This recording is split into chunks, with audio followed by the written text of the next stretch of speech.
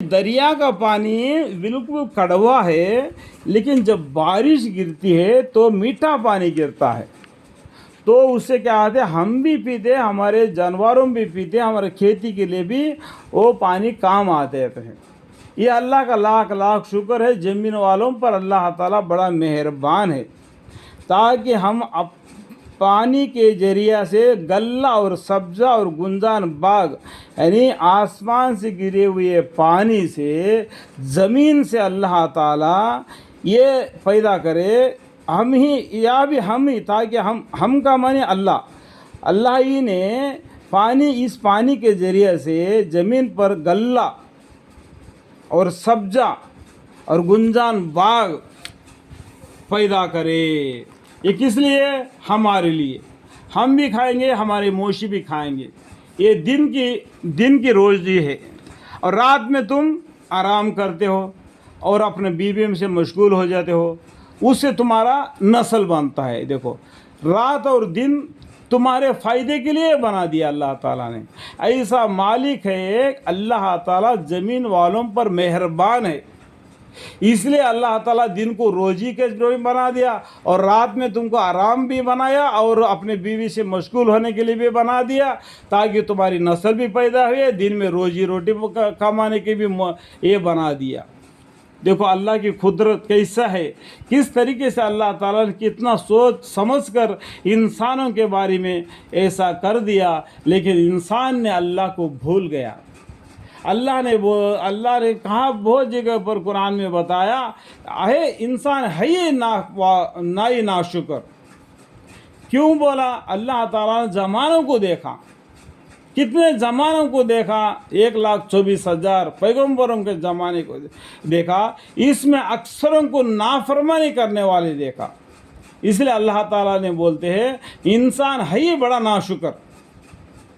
ٹھیک ہے، بے شک فیصلہ کا دن، دیکھو فیصلہ کا دن کا مطلب کیا ہے، میں انگلی دکھا رکھ رہا ہوں، دیکھو یہ قیامت ہے۔ قیامت کو دیکھو کتنے انڈائریکٹ میں الگ الگ سے نام نے اللہ تعالیٰ نے رکھ دیا۔ فیصلہ کا دن معنی قیامت کا دن ہے۔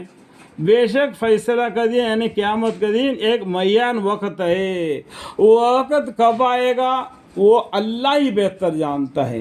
کسی پیغمبر کو یہ بات معلوم نہیں کہ قیامت کب آئے گی۔ دیکھیں ہمارے پیغمبر صلی اللہ علیہ وسلم کو وفات کا قریب آ گیا، صحابہ نے پوچھ رہے تھے یا رسول اللہ صلی اللہ علیہ وسلم قیامت کب آئے گی، کب آئے گی؟ تو پیغمبر صلی اللہ علیہ وسلم نے ایک انگلی اٹھا دی۔ اس کا معنی ایک انگلی اٹھائی تو سمجھ گئے کچھ لوگ، کچھ الگ الگ سمجھ گئے۔ آپ قصص الانبیاء پڑھنے سے آپ کو معلوم پڑ جائے گا۔ کیا ہو سکتا ہے پیغمبر صلی اللہ علیہ وسلم اتحاد پڑھ رہے ہوں گے، اس میں اتحاد میں بھی انگلی اٹھانا بھی ضرورت پڑتا ہے، تو ایک انگلی اٹھا دیا کہ ایک دن ضرور آئے گی، یہ اللہ کے علم میں ہے، یعنی معین وقت ہے، یعنی جس دن سور پھونکا جائے گا، اللہ تعالیٰ نے سور پھونکنے والے فرشتوں کو بولیں گے سور میں پھونک مار دو، تو فرشتہ اتنا طاقتور ہے، ایسا ایک پھونکنا پھونکے گا زمین کے پہاڑ بھی اٹھ کر جائیں گے، اڑ کر پھریں گے دودھ کے جیسا، سمندر بھی اڑ کر زمین پر گر جائے گی، زمین کے ٹکڑے ٹکڑے ہو جائیں گے۔ اب انسان کہاں رہے گا کہ تو کو سوچو کہ انسان کو ذرا سا جان ہے، اتنا بڑا مالک کے اوپر اتنا الگ الگ باتیں بنا دیتا ہے۔ اللہم اغفر لی، اللہم اغفر لی، نہ سوچے سمجھے کوئی بات نہیں کہنا چاہیے۔ یعنی جس دن سور پھونکا جائے گی پھر تم لوگ گروا ہو کر آویں گے، ایک بار سور پھونکا جائے گا تو پورا فنا ہو جائے گا. کل من علیہا فانی ویبقی وجہ ربک ذو الجلال والاکرام فبأی آلاء ربکما تکذبان. اور آگے اللہ تعالیٰ فرماتے ہیں سنفرغ لکم ایھا الثقلان فبأی آلاء ربکما تکذبان. ہم عنقریب تمہارے حساب کتاب کے لیے خالی ہو جائیں گے. اے جن و انس تم اپنے رب کی کون کون سی نعمتوں کے منکر ہو جاؤ گے. پھر تم لوگ گروا گروا ہو کر آؤ گے اور آسمان کھل جاوے گا. آسمان اس دن کھل جائے گا کیونکہ آسمان کو اللہ تعالیٰ اب لپٹ کر ساتوں آسمان کو اپنے دہینے ہاتھ میں پکڑ لیں گے. اللہ تعالیٰ ساتوں زمین کو پکڑ کے اپنا دامہ ہاتھ میں پکڑ لیں گے. لوگ پل صراط پہ ہوں گے, کوئی جنت میں ہوگا, کوئی دوزخ میں ہوگا, کوئی تانبے کا زمین ہوگی, اس پر اللہ کے سامنے حساب کتاب لے رہا ہوگا.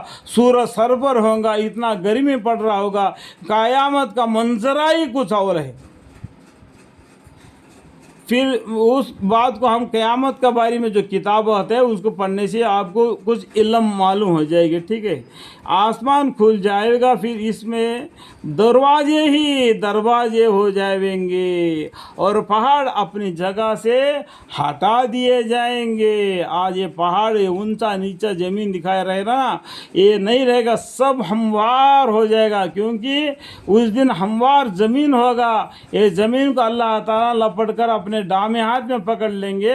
اللہ تعالیٰ ایک ہموار زمین بنا دیں گے جس میں سب لوگ ایک دم دوڑتے ہوئے میدان حشر میں جمع ہوں گے. میدان حشر کا مطلب ہے حساب کتاب ہونے کا جگہ. وقت میں رات کی ہٹا دیے جائیں گے, وہ ریت کی طرح ہو جائیں گے. آگے اس بول الفضل میں جو فیصلہ ہوگا اس کا بیان ہے کہ یعنی بے شک دوزخ ایک گھات کی جگہ ہے جو نافرمانیوں کے لیے اللہ تعالیٰ فرما رہے دوزخ ایک بڑی گھات کی چیز ہے. اللہ کی نافرمانی کر کے اللہ کے غصے میں مت آنا. اللہ جہن والوں پر مہربان ہے. کب؟ تم حیات زندگی میں جب مر گیا تو نام اعمال سے اللہ تعالیٰ اس کا حساب لیں گے. اس دن جو جہنم میں جائے گا اللہ تعالیٰ قہار بھی ہے, جبار بھی ہے. سرکشیوں کا ٹھکانہ ہے. مستی منمانی سے جو زندگی گزار رہے, کتنا بھی بولتے تو نہیں مانتے, ان کے لیے وہ جہنم ایک سرکشیوں کا ٹھکانہ